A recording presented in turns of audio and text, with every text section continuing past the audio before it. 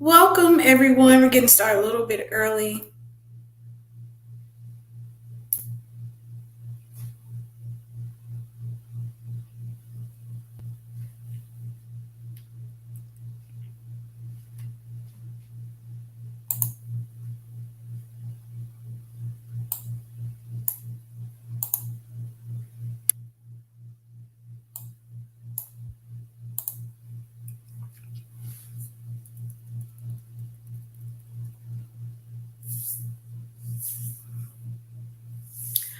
Welcome to my Live Wiser podcast recording live stream.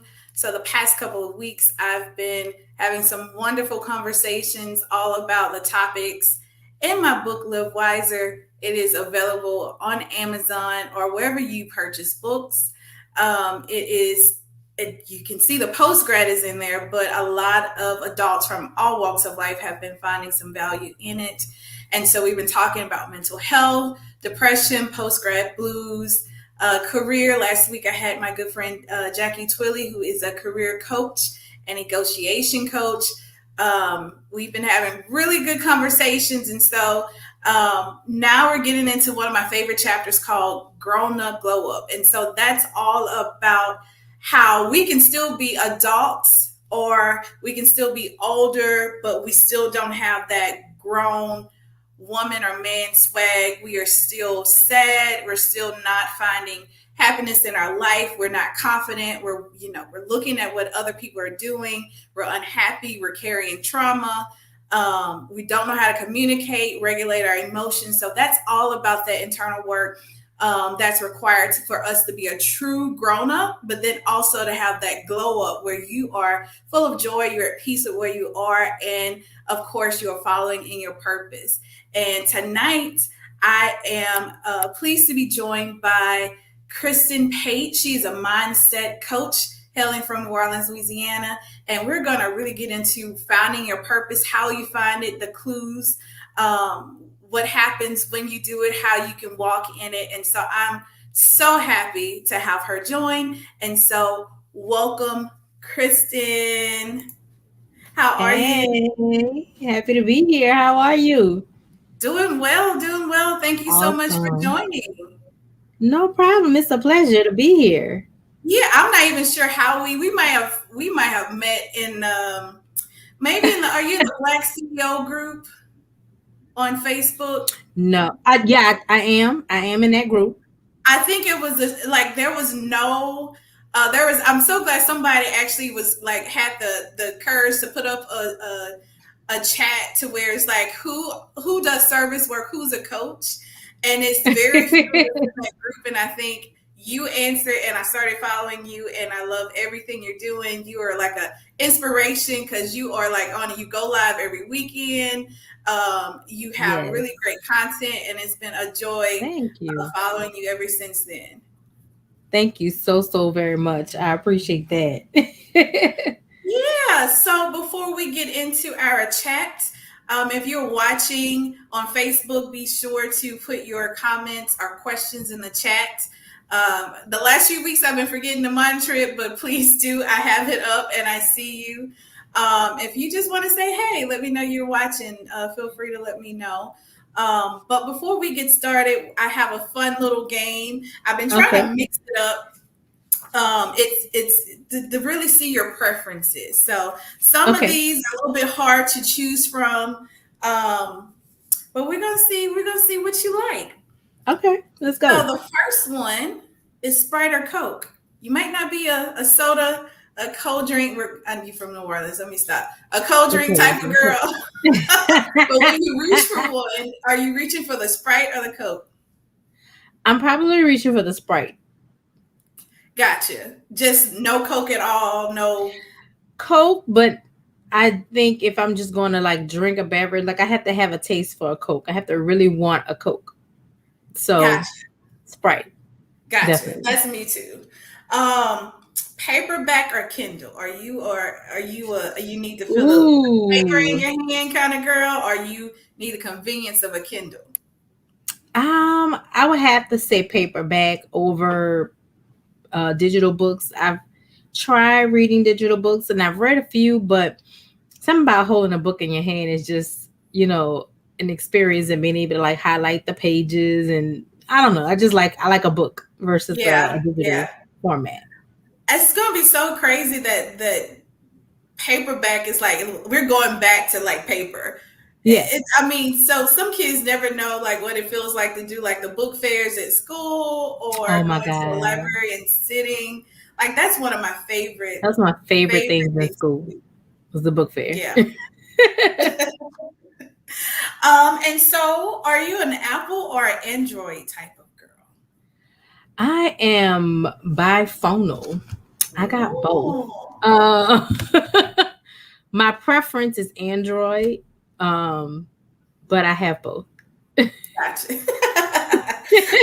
You're the first one. Everybody makes fun. Like, I'm still an Android. I actually, if I had a real choice, like real choice, I would still be a Blackberry girl.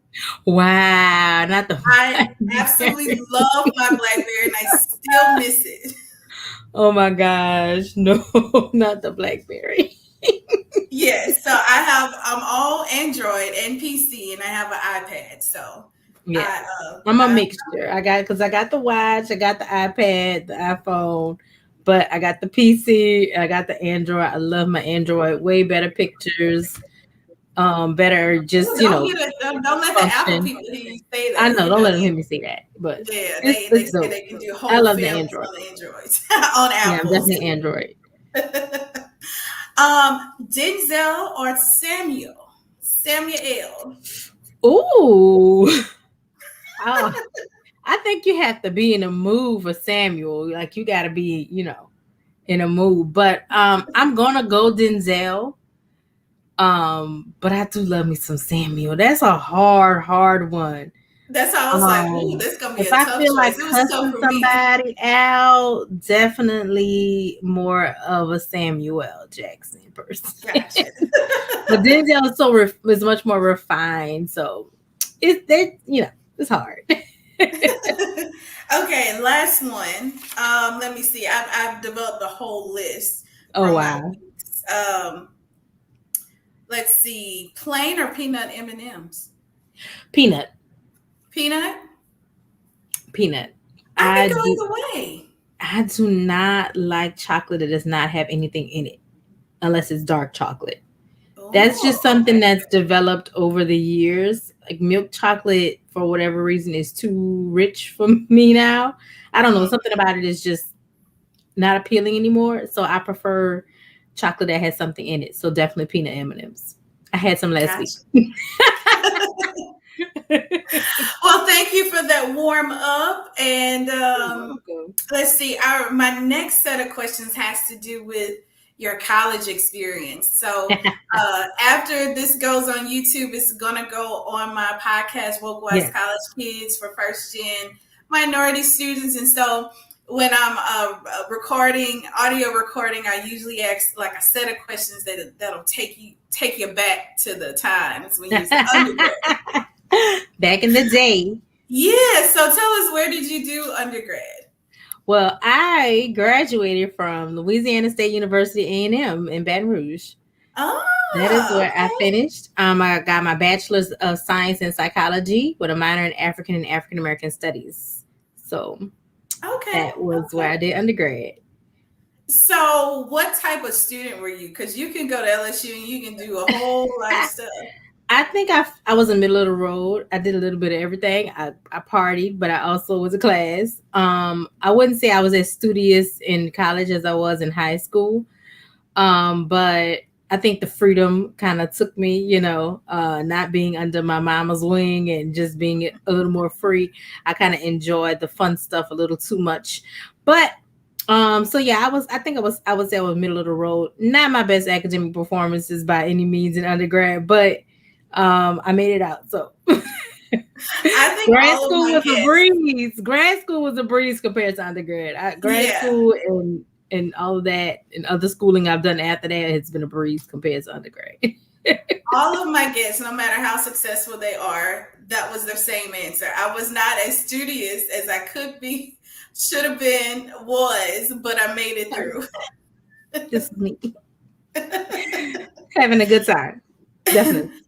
So, what was your fondest memories, like from you being, in the quad or like football game? Like, what was your like fondest memories at LSU? Well, it's interesting because when I was at my sophomore year, spring of my sophomore year, I pledged a co-ed service fraternity called Alpha Phi Omega.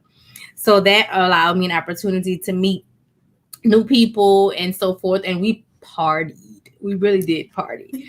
But we also gave back and did service throughout the community. So it was a nice blend of fun and giving back, which is something that I, enjoyed doing in high school, community service and just doing that kind of stuff. So my fondest memories was definitely hanging out with those folks because it was co-ed. It wasn't just all girls or all, that was a nice blend. And fun fact, the organization itself, though founded by a bunch of white guys from some many years ago, Mhm. back in 1925, at LSU, it's a predominantly black organization. I knew that, but I did not know that it was So founded by a that's bunch of. super odd because, of course, LSU is considered a predominantly white institution, a PWI.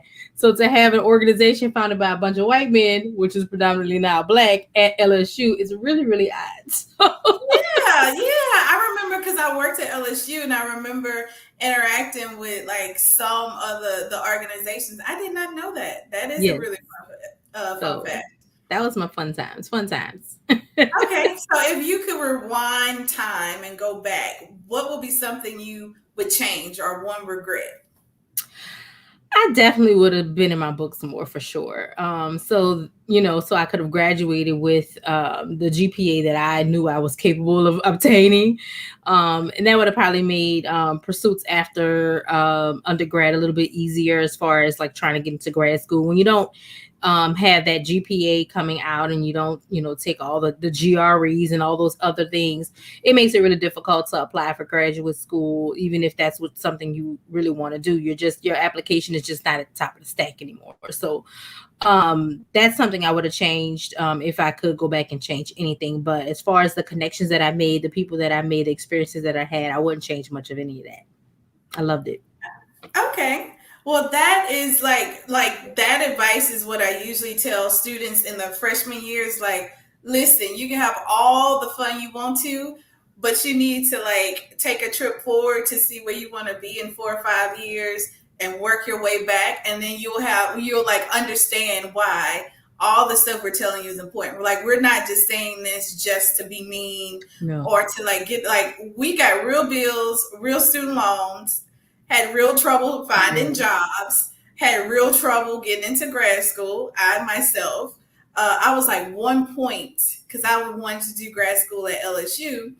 And I was like, I had a 2.9, like 2.98. And that was Oh, because of organic chemistries. And right. it was that little piece of a point kept me from one getting in and two to get fully funded. So um, Exactly. that would be like one of my, although I feel like I did the best I could. It was just the organic chemistries. I definitely would have like, okay, Aaron, this is what you're not gonna slide in with a Yeah. 2.9. You Yeah. need a legit 3. Yes. So last question, what would be your piece of advice? So we have a whole lot of students who are moving into their res hall, starting school this week. Ooh. Yes. Class of 2025. Can you believe it? I know. Wow. That feels so long ago. Like when I say what year I graduated, it feels so long I ago. know. I was like, I can't believe it's like year 2025. I cannot believe that. That's wild. So, what would One be your thing, piece of advice? Yeah, to them. my big thing would be first of all, let there be a time of discovery. Don't feel like you have to have it all figured out. Um, but also don't just party your time away. Um, but let it be a time of self discovery and really getting to understand who you are as a person, not just a student or the professional that you're striving to become, but truly understanding who you are as a person and connecting with yourself. um, in a deeper way. I really wish I had done more, quote unquote soul searching during that time and use that time to really understand more about myself. Yeah. No, and that first year is that's why I tell students like it's not tough because of classes. It's tough not only because of that, but it's tough because you are exploring your freedom, you're finding yourself, you trying to find your values or hold on to it or challenge it. It's a whole lot of mental stuff that goes on in the Hmm. first year. Which is, as soon as you can connect with somebody on campus, like you need to, because you just need somebody else outside of your peer group who's trying to figure it out. You need Hmm. somebody else to kind of like Yes, tell you, like, this is where you should be and it's okay to be here. exactly. Exactly. So that's my advice. But I love it. So let's hop into coaching, mindset Yes. coaching, and purpose coaching. Tell us a little bit more about yourself and your coaching practice. So I came to coaching.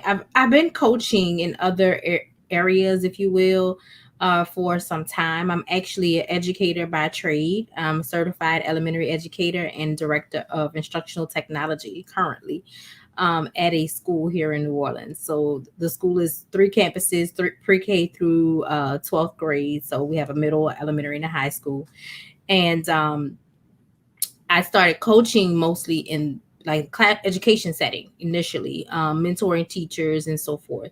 And then it kind of spilled over outside of that to helping friends who were coming to me for advice for things related to their businesses. So it ended up becoming more of a thing I was doing for my friends who were asking me for advice because like you always got good ideas and you're so creative and you always thinking outside of the box. And I'm like, okay.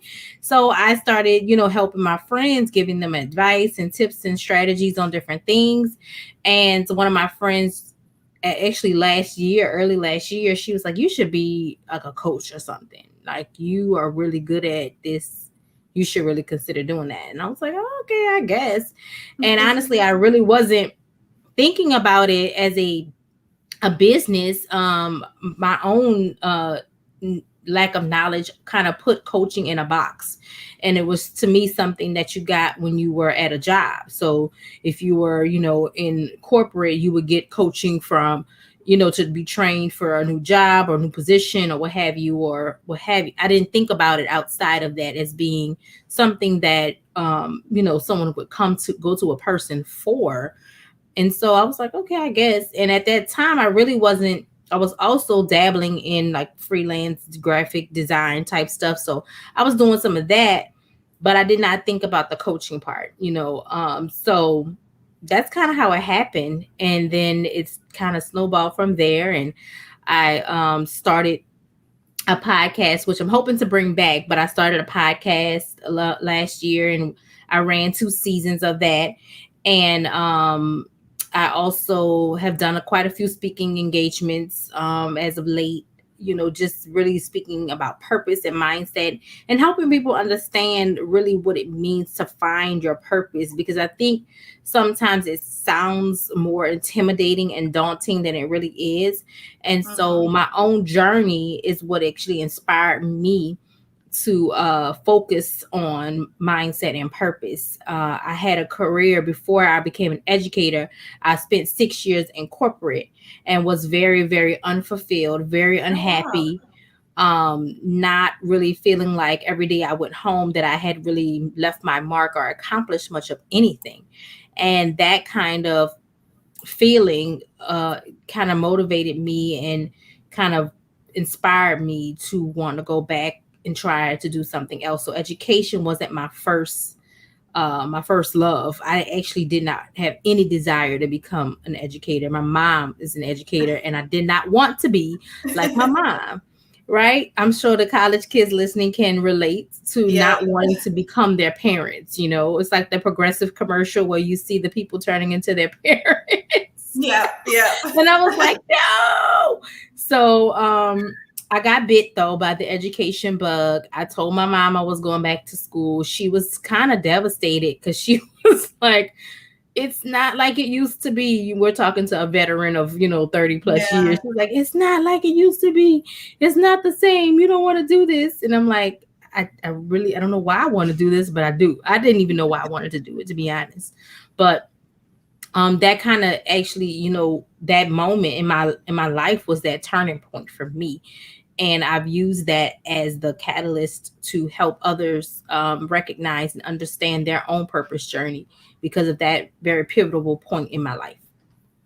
Okay. So I hear that like you were unhappy, you found some clues, you took a chance, and then Yes. you just kind of snowball. So I like you weren't, you had some inputs from close friends. Your friends say, "Hey, you're really good at this," or you like you said, purpose isn't like a mystery. It's usually No. all around us. We just have to take the time to think about it. So Yes. what would you like overall, like in one sentence description, what's your purpose? Why do you wake up in the morning and do what you do? So that's interesting because I really just formulated my sentence, if you will, within the last year. And that is part of like my own discovery and understanding of purpose. Mine is to serve, to teach, to give, and to learn. Those are the four areas that I'm purposed in: to serve, to teach, to give, and to learn. And I apply that in various ways. And that's kind of how I have presented a perspective shift, if you will, on purpose by helping people understand that what you're doing in the moment is still purpose. It may not seem like it, but it still is. And that everything that you are doing, every assignment that you have in your life goes back to some very more broader and general things like to learn, to serve, to teach, or to give. Um, you just have to make the connection though. You have to see it and realize, like, oh, that's why I worked that crazy job that I did not really like. Mhm. That's why I had that boss that was a little challenging or difficult. And then when you start making those connections, you start to really appreciate your journey more, because that's really what it's about too. It's just appreciating everything that life has thrown at you and how you've managed to, persevere through those things and embrace those challenges as they've come. So do you subscribe to the notion that like everything happens for a reason? We just have to stop and reflect on what it is? I do. I do prescribe to that. I believe that also the reasons are not always to be understood in the immediate future. That the reason why something happened to you may not even reveal itself until many, many, many years later, which can be frustrating. It can be frustrating when you're trying to figure things out, right? Make it make sense, as we say, when your life is you're going through so many different shifts and changes, and it just seems like, what is the point of all of this? It can be very, very frustrating because you feel like you want an answer, and you want an answer now to make it make sense. But the truth of the matter is, you may not ever get that answer right then and there. It may take some time for it to reveal itself, and it may not even be as spectacular of an answer as you want it to be. Mean, in other words, you may have gone through something pretty rough, and it was only to tell someone who you were standing in the grocery store line at Walmart about, because they were going through a similar thing, and that was it. Yeah, And that was yeah, it. And that was the reason why you went through what you went through 15 years ago, for this moment in the grocery store line at Walmart, for this yeah. one person. So we have to be able to accept that sometimes it's not about some big grand aha moment. It really is just as simple as having gone through something to encourage one other person, not necessarily 10 million people. Yeah, I like that. And I think, some people may think, purpose is all about what I can do for the world, like the billion of people that's in the world, the fame, the people who know me. But sometimes your world is your community, your block, your neighborhood, the people who are around you. Like that's kind of where you have to kind of focus and find it first. Not saying that you can't Yes. explain, expand your platform, but like your community, like right now, you can gather clues. Like you can look to your left or your right, and I think it's just all in the reflection because we never take the time to do the work, and the work seems Yes. like a lot, but the work is really just sitting down, being quiet with a journal, asking a few questions, pulling in a few trusted people and getting those answers. And that's like the hard work. But once you Yes. simplify, it's like that's it. But it's like all of this fear and being able to quiet our mind, find the time. That's the first challenge. Find the time, find the space, find the quietness, and sit down and do that's the work that comes with it. Um, Yes. so there's a lot of people just kind of aimlessly wandering around, Yes. and it's fine. That is really fine. But you don't. I feel like you don't get the most. You still have more questions than answers when you are in that kind of like, Hmm. I'm just doing it every day. I'm just working this job. I'm just going through the motions. No intentions of how you use your time. No specifications. No boundaries. No limits. You're just going with the Just flow. going. Yeah. And I just feel like that's like so like everybody ends up in that spot and can Yes. like you can find it and still get lost later. But I just feel like so many people are unhappy and it shows Yes. when you can't be happy for other people. You just don't have, like I said, your reason to wake up. You're not like, of course you might not like waking up in the morning, but once you get started, what I have to do today and how it connects to everything else. How would I know if I'm not walking in my purpose? Like, what are some other clues if someone is feeling like I'm lost? So the biggest clue that I felt was, especially for those who are like, say, a lot of us are working what we would consider dead end type jobs, right? You're there's really not opportunity for growth. You kind of just go to get your check. You don't really do any more than what you're required to do. You just kind of get it done and go home. um I know for me, and one thing that I've noticed is that one of those things that kind of stands out is that empty feeling that you have at the end of the day. It's that feeling like, what did I just do with the last 7 8 hours of my life? That feeling you get when you get in the car and you're exhausted, but literally exhausted from nothing. Like, it's a weird, you'll know it when you feel it. You'll know that feeling when you feel that, what have I accomplished today kind of feeling, where you're questioning. Those are also clues when you start to actually question what you're doing every single day and how important is the work that you're doing. Not necessarily that it's not important work, but how important it is in relation to your purpose. Because people are purposed to do the things that they do. Somebody is purposed to work that job, till for 40 years and retire. Someone else is purposed to only be here for 2 years and move on to something else. So it's just a matter of really spending, as you said, that quiet time with yourself and really under listening for the cues and the clues, and listening to your mind, your body, the energy, your energy about the thing. If you get up in the morning and you're not really that thrilled about going to work, it's a sign that you're Mhm. probably not operating fully in your purpose. Not that you're not in purpose, and that the moment that that place that you're working doesn't have a purpose, but you're not fully engaged with or connected to your purpose. Because once you do connect with it, you have a different outlook and a different perspective on the things that you're experiencing.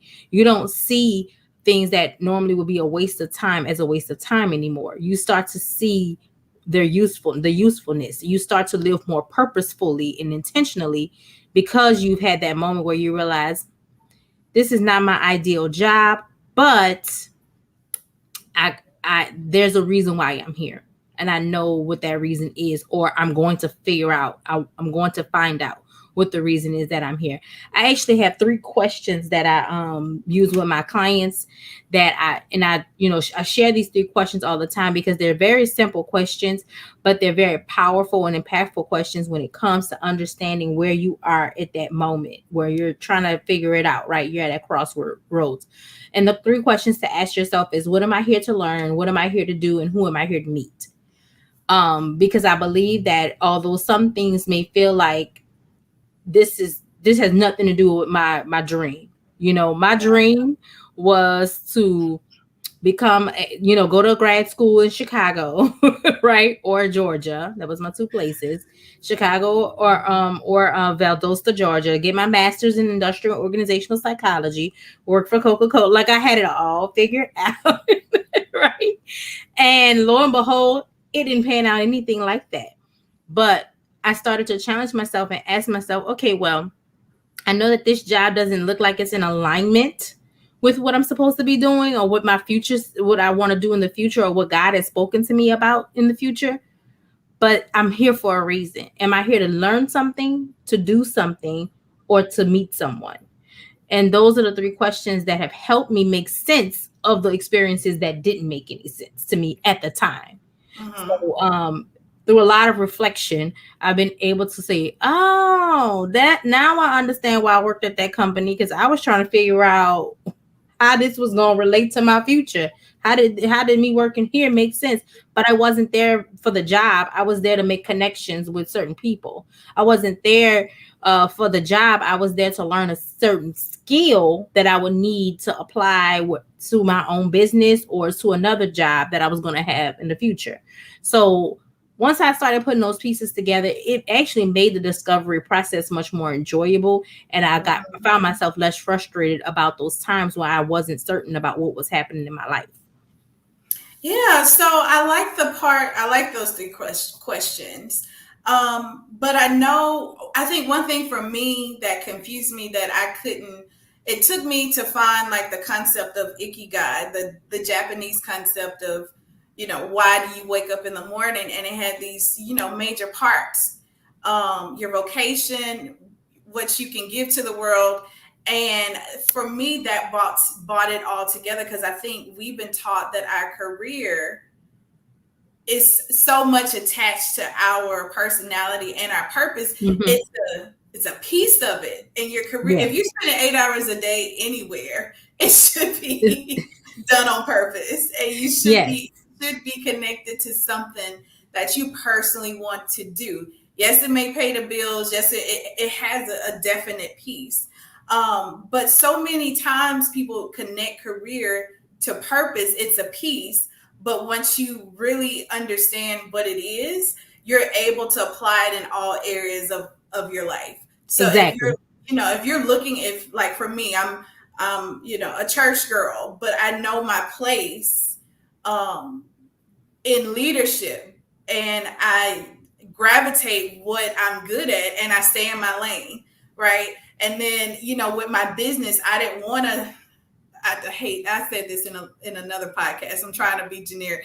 I didn't want to like sell whatever. I didn't want to sell the teas that like all the other stuff. Like that's not me. I want to do something in this purpose of empowering people, to help and to serve Yeah. and to lead. So a lot of you need to do some things outside of your job, really to give you that information and that input as to what you're really good at. Because sometimes the whole job situation can cloud you. Like Yes. there's a whole lot of stuff going Absolutely. on. You have to go in knowing who you are already, and Yes. so you don't get sucked up into saying, "Well, I'm not good at anything." By the time you leave and people beat you up, you can leave and say, "I'm not good at anything. I don't serve no purpose.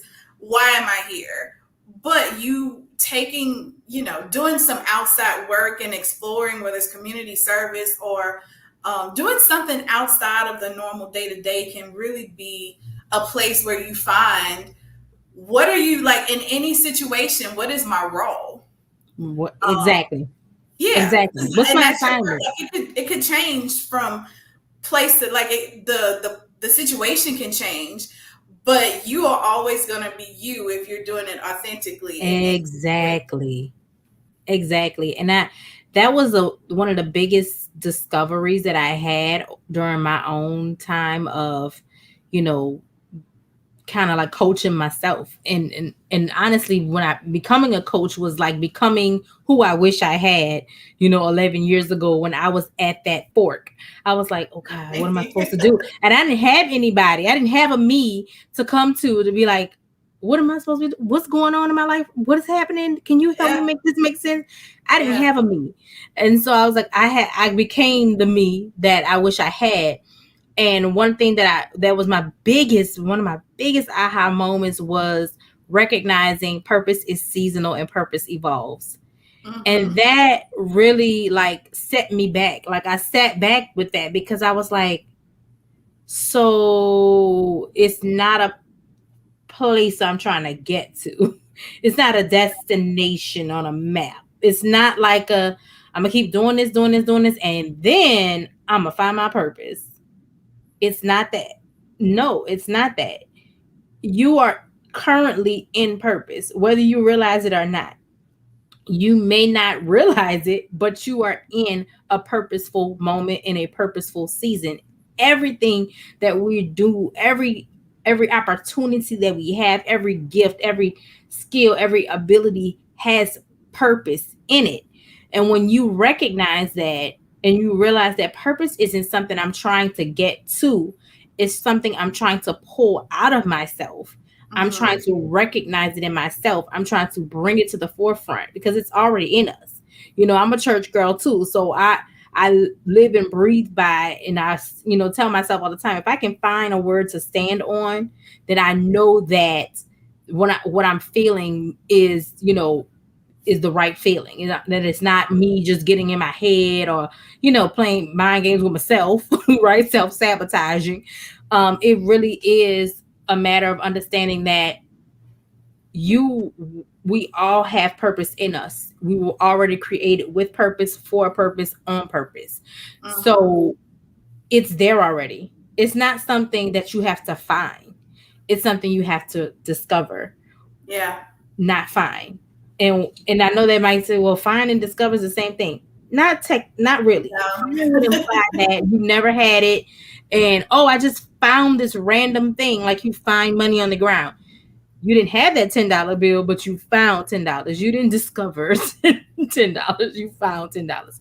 Discover is literally like the uncovering of something that already existed in you. So that's the difference that's how I define a discovery versus a find. It's Mm-hmm. something that's already been always been present. You just have to dig to get to it. And a lot of us don't want to do the work because we Yeah. just want to be like, somebody just tell me, or we want to just take the easy road or whatever it is. We don't want to go through anything difficult or challenging. Why purpose got to be hard? It's not that it's hard. It's just that there's lessons you have to learn. There's things that life is going to teach you that you are equipped to handle. And so we have to always be mindful of the things that we're asking and praying for, because life will adjust itself according to what it is you're speaking. So if you feel like my life is, sad and miserable and unfulfilled, that's the life you're going to have. Yeah. That's exactly what you're going to experience all the time until you realize, what, there's more. There has to be more. This can't be it. That's when you'll start to see those layers pull back because you Yeah. start to that discovery process. So we've talked about the work that it takes. What are like the steps that someone can take to um and like you said, discover or define or be able to articulate their purpose? I think that's another issue that we have. We're Mm-hmm. not able, we don't take the time to articulate. It's there, like you said, it's there. We uncover it, we can identify it, and then one level up from that is articulate. Like what's the work when we say you got to do the work to do this? So the work is all really self-motivated. It's not something that you got to get other people to join you in, or efforts you have to, you know, find other people to participate in. It's you. You are the work. it's the understanding yourself, it's the self-awareness. And that really hit me big last year, was understanding that wow, we focus so much on self-care, but self-awareness is not something we always attend to. And Yep. it's really even hard to care for yourself when you're not even aware of yourself. You know what I'm saying? You could think that getting a massage and a pedicure is all you need, but you might not even like that stuff. Like you're just doing it because you think that's what self-care is. That's But what other people counted, like count right, self care. And that might be good self-awareness, for them. self-awareness has to come first. You have to know you.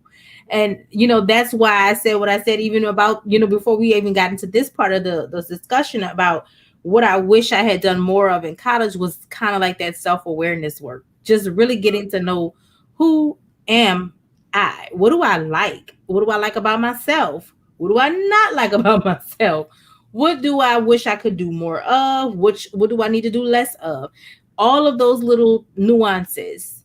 It may seem like just little, nitpicky work, like, oh, I don't want to try to figure out what I like. I know what I like. I like, this. I like to watch this on TV. I like this kind of music. I like this kind of food. We're not talking about just that. We're not talking about your list of favorite things. We're talking about really understanding your inner, what makes you tick, as people say. Yeah. What gets you going, what fires you up, what deflates you, who in your inner circle deflates you or inspires you. Yeah. Really getting why are you choosing to be around, why are you noticing the type of people you're around, why are you choosing to be around those type of people? Are you a people pleaser? Is that what it is? Are you drawn to people who are broken and defeated, and so you just want to fix everybody? Like, are you that person? Are you the fixer? That stuff, that's not as simple as I like Coca Sprite. That's not self-awareness, right? That is not self-awareness. But I think sometimes we think that's what it is. I know what I like. I know I like this and I like that. We're not talking about that. We're talking really about who you are as an individual. What pieces have come together to form who you are presently. Doesn't mean that you have to stay that way. Yeah. It's just awareness of knowing who I am right now and how I got like this. That's self awareness. And that's really the work. That That's the is, once hard you hold work. that mirror up to yourself, Woo. that's hard. Like I'm the type of like student or um employee who likes feedback. Like that's something Mhm. that I'm like, you got to like, I don't let me get 10 miles down the road and tell me I'm going the wrong way. Tell me I'm about to No. make a turn right here. But even with that, coupled with the perfection, understanding who I am and the strengths, the blinders, the weaknesses, all of that, it's still hard to hear. But once Hmm. I realize that I'm able to tell people how I want to be treated. I'm able to identify if I'm on the job search. This is what I need. These are my non-negotiables. If I'm, working with a team, I already know what my blinders are. So I'll say, hey, if I do X, Y, and Z, is not to offend you. This is just, but tell me anyway. And so, but Yes. having that mirror and, oh, facing, hearing comments from different people, like all of that's hard work. Like It that, just is. the hearing it, processing it, battling the internal, like they don't really know me, but wait, that is Do kind of you true. even really know you? They just You hate me. don't know Are you. they really though? Are they really hating? Are they just really being Confused. like? Are you like that internal battle? That's the work. That's the difficult part that Yes. we don't want to sit still and Mm-mm. deal with. Mm-mm. Because of the unknowns, right? We like to avoid the unknown. That's why we like directions. We like to know where we're going. We want to know point A to point B, turn left, turn right. And life oftentimes does not give us that much detail in the map. Sometimes it's just go. And you're like, go where? Like just go. Just keep going. Keep going to win. What am I looking for? Am I looking for a pink building? Am I looking for what? Just keep going. Go. And you're like, what is going on? And we don't like the unknowns. So having to actually ask yourself the question that we used to ask our parents all the time when we were little, why? Why? Why? Why? Ask Right. yourself why. If you feel like, okay, I all my friends a little ratchet. Well, why? Why are all my friends like that? Why have all the people I've dated been this type of personality? Why? And then keep asking yourself why. And the more and more answers you get to your whys, you're going to Yeah. start to realize like, oh, it's because of this. That's why all my friends are a little ratchet. This don't make so much sense now. But you got to Yeah. keep whying yourself. You got to keep Yeah. whying. Why are you like that? Why do you keep doing that? Why do you keep accepting that? Why do you not set boundaries when you should? Why do you keep saying yes when you should say no? Why do you keep procrastinating? Why are you such a perfectionist? What are you really trying to do? Mm-hmm. Perfectionism is not something you say, oh, I'm a perfectionist. There's a why. Why are you Yeah. like Who are you trying to please? Who is this? who What is this saying? Like who? what does Yeah. this really Who say told about you me? that? Who told you that was right? Right. Or Right. who made you think that you have to do it this way? Right. That is correct. So yeah, that is that why I talk a lot in the book about clues to like find out, but it's so simple, but you'll get themes. Like for me, it's like why do I like tutoring I can't get away? Like why do people gravitate towards me for like for Yes. advice? Why I once I was out of work and I'm like I had a chance to like jump out of higher ed to something else. Like why doesn't this appeal to me even though this is a great job that's handed to me on a silver platter? Like why don't you want this? It's like because this is I want to help college students. I like empowerment. I want to work with people. I want to do something good. I like creative and inventions and innovations. Like I like Yes. when people like I like Flip or Flop, like all of these shows that I spend so Yes. much time in. I like Flip or Flop. I like I don't all of the shows where somebody comes in and they're all broken, and then Yes. at the end, whether it's plastic surgery or house And or they get all put fix back my together. life or something, like, and you Yes. like, oh, I like this end product. Like I like that process in between, and so that led me to say, hey, you like solving problems. That's why you have you like Exactly. your biology degree and you like empowerment. That's why you tend to go towards education and you like helping people get through difficult things, even though if it's a math problem or solving, building a business or them getting defeated and you want to encourage them. Like all of those clues led me to like, okay, I've always said that I wanted to train and coach and do all of this and then come at Yeah. work. But now I'm getting back to what's kind of the same thing that I wanted to do initially in my career that I thought I wanted to be a faculty member. Like, and there's more. And when I say I don't want to do that no more. Maybe a little small adjunct position, but no. No. But I realize there's more places you can teach. There's more places where you can empower. There's more ways you can empower. You just don't have to Exactly. let anybody's no or you're not the right fit stop you. Like you can No. do your purpose anywhere, Yes, you anywhere. can. Yes, you can. And that's empowering in itself. Realizing that you can be who you are called to be anywhere, anytime, all the time. Yeah. It is not predicated upon, well, this job doesn't allow me to be who I'm called to be. No. That's not the only part of your life. You No. got a Or whole this relationship isn't allowing me to be who I'm called to be. No. Not you have that control. You actually have that control. It's interesting. We like to control what we can't control, but oftentimes lose control of what we do have the ability to actually control. Like yeah, what we eat. Like I have control over that, yet I lose control of it. Yet I want to try to control what I have no control over. no Makes no control sense. over. Why do we do it to ourselves? Control what you can control. And you can control who you are and your self-awareness journey and being true to who you are at all times. No matter what the situation is, no matter what job you're working at, no matter what relationship you're in, no matter where you're going or what you're doing. And I love the fact that you pointed out how Even you watching certain television shows gave you clues. You know, we get breadcrumbs all the time. We don't Mm-hmm. always pay attention to them, but the breadcrumbs are there if we just take a moment and not just keep everything so surface level.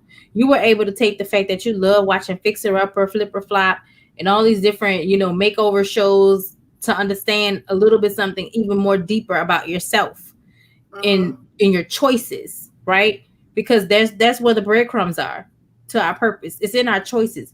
What are you choosing to do? Do you choose to stay in unfulfilling situations? That might tell you a little something about yourself.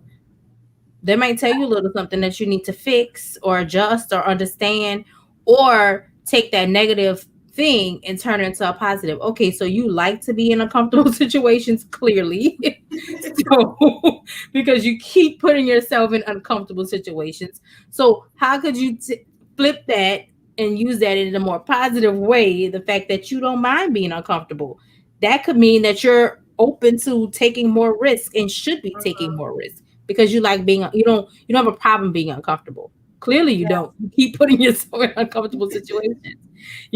So those little breadcrumbs, they're there. They're there. Yeah. They're there as young as when we're children, dreaming about what we want to do when we grow up and Yep. making plans. I also teach technology to third, fourth, and fifth graders at my school, and I share with them a story at the beginning of the year of how it's interesting how my life kind of certain aspects of my life come full circle now, because I remember being in third grade wanting to get asking my dad to buy me an electric typewriter because I thought that was really cool. Okay, maybe I'm telling my age, but Smith Corona had come out with an electric typewriter that had the little automatic correction tape where you could like Uh-huh. fix it right there. And I was like, ooh, this is fancy. No more whiteout trying to get it and then waiting for it to dry and then typing over it. But that was a huge advance in technology then. Yeah. And here I am working in tech, and here I am spending my time teaching kids how to use technology. When that was my first introduction, my mom sent me to a computer camp. I didn't even think about these things when I first got into my job, but realizing, oh my God, I've always had this innate interest in technology, unbeknownst to myself. Like, I didn't Mm-hmm. get it when I was a kid, but now as an adult, I'm realizing, like, look at all these little breadcrumbs that were Yeah. just Those along the way. And Yeah, here those I serve as am. like validation points. Like you Yes, do it as you're reflecting and you trying to figure out, like look back and validate all of that. It was always there. it was Sometimes, always there. yeah, sometimes, we can get distracted or people are always trying to tell us what we need to do. Mm, Sometimes that's not good, but then it's always been there. Um, I remember my pastor's like one clue that I always use with people that I coach. He said that the things that frustrated him the yes. most, that was like the biggest clue. He said when he was, he wasn't even a pastor or a minister. He was just a person in church who loves serving. And he would look up at the ceiling and see this little itty bitty crack. And he can spot the details like 20 miles away and say, look over there at that little spot, right? And I'm like, where? But he can find, but that's his thing. He likes to make sure churches are in excellence from physical to leadership. Like that's his thing. But he realized that was his thing when his pastor didn't even recognize that it was cracks in the ceiling or paint was chipping here or is dust Because that here. wasn't his thing. That was his thing, and that's still his thing. It's still his thing. That taught me so much of like, I do get aggravated when people be like, man, this is not for me, or this is too hard, and you just like that True. irritates me. And that was like, okay, I want to help people to see like everything is hard, but it's just a process of you getting through it. It's possible. Yes. Um, and so that was like, that's a big clue. Like what frustrates or irritates you anytime you watch the news, you Yes. hear something like that is something like some people just don't care. Like I have feelings for animals. I don't want to see them hurt, But then I But go there's about some my people, day. they don't care. Yeah, some people will weep and sad, and I don't know why they don't take care of their pets, and why are all these like that. That's not my mission or my ministry. Right. That's yours. My But energy is definitely everybody different. has, yeah, everybody has a lane that they can stay in and be happy. Yes, absolutely. And we have to take pause. We have to pause. There's a coach that because coaches need coaches, so I got Yeah, coaches too. yeah. I have a coach. But I have a coach who always says that was a pause on purpose. And so we have to take those purposeful pauses in Mhm, life and not be so caught up in just, oh, gotta get up for it, gotta get this, gotta do this, gotta do that. Just take a moment, take a moment, breathe in, breathe out, whatever you need to do, and really take in where you are. Ask mhm, yourself some questions. Is this where I want to be forever? Is this, if could I, would I be okay if this was my life for the rest of my life? If you can say yes to that, more power to you. If you're like, absolutely not, then you know that there is something bigger and more for you to be done. You have not, um, you have another level of purpose that's ready to be activated. yeah. Because, there's levels to this, what I was purposed to do 10 years ago is not what I'm purposed to do now. Mhm, There's levels to this. And yeah. so when you accept that as well and realize that as I evolve as a person, my interests change, my needs and wants change, my desires change. I used to want a little small two-door Mercury Cougar, and now I don't. You know what I'm saying? But I didn't just say, well, that's what I wanted, so I guess I have to keep wanting that. No, I've evolved as a person. And so my desires are now different, and the things that Yeah, I want have changed. And so with that, so does purpose, right? Purpose yeah, does the same thing. As you keep evolving, it will keep evolving for you, with you. It will keep getting more clear. It will keep getting getting bigger. It will keep revealing itself more and more and more and more. It's like the blooming onion, right? It's just more and more and more. yeah. And you'll never really see the end of it, right? Because at the end of it, in meaning like the end of all of this for us, your purpose should be left behind. Mhm, It should mhm. be something that's a legacy that's left so that someone else can reflect on and say, oh my gosh, I remember this about this person, or this Yeah, person inspired me.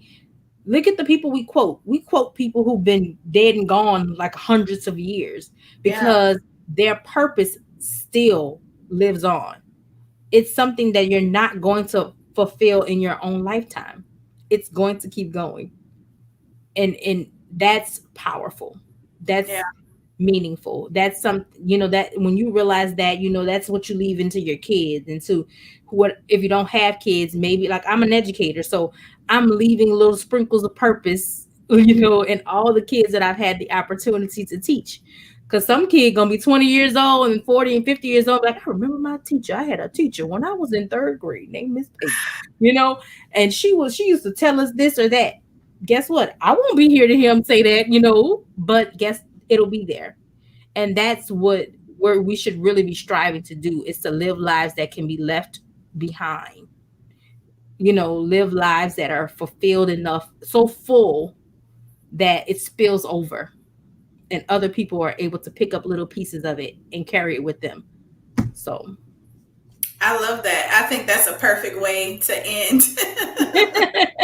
It's a perfect way to end. But thank you so much. I know we can talk about this all yes, day. I can too, girl. Um, but please tell everyone how they can follow you, what new things you have coming up, and how they can take advantage of your services. Yes. So if you are on Instagram, you can follow me. I am Chris the Purpose Pusher. Chris the Purpose Pusher. That's Kris. The Purpose Pusher on Instagram. I have a website. It's kristenpate.com. That's my general website where you can get a little bit of taste of everything that I have to offer. Right now, I do have a coaching program, a group coaching program that I've launched called She Births Purpose. It is for women, and it is a 8 week program, but it is really dedicated towards really a lot of the things that we talked about today, really helping you to understand, discover, create a vision for, define, and understand and embrace your uniqueness as it relates to your purpose, and to be bold and confident in your purpose. So that's an 8 week program that I have for that. That I have enrollment for right now. And if you're on Clubhouse, which is one of my new favorite places to hang out, I'm there as well. Chris on Purpose. I actually speak in a couple of rooms here and there on there. So if you want to hear me speak again, that's another place where you can find me. So Ooh, we're gonna have to collaborate on Clubhouse. I haven't yes, drifted over there, but we'll have to set up a little come conversation on to on the Clubhouse soon. club. Come on, come on. Yes. So I'm a little bit of everywhere, but definitely the main place to find me is on Instagram and on my website. Perfect. Well, thank you so much. Remember, you Live Wiser is in stores and available everywhere. Perfect gift for the new grad student, but also a great gift for all adults. Um, and I forgot that I have a. If you want to do this work in Baton Rouge, I have a retreat coming up for ladies, productivity planning retreat that gives you that time, 72 hours, where Love you it. are not anybody's mama, TT, miss, doctor. You are just yourself. You don't have to hear your name called at all to do anything except for do the work and think about yourself for 72 hours. So you can find that on my website, AaronRWheelerPhD.com, and Instagram. And I think that's it. This is a Yeah. Monday. Thank y'all for joining us on this Yes. Monday. Coming up on Wednesday, I actually have I'll be chatting with Paris Woods, and we'll be talking about financial freedom. She's the new author of um, The Black Girl's Guide to Financial Freedom. So Love that will it. be a treat. And we'll be right back here 7 o'clock on Wednesday. Yes. Thank you for Well, having thank me, you. Erin. No problem. Good Bye. night, everybody. Good night.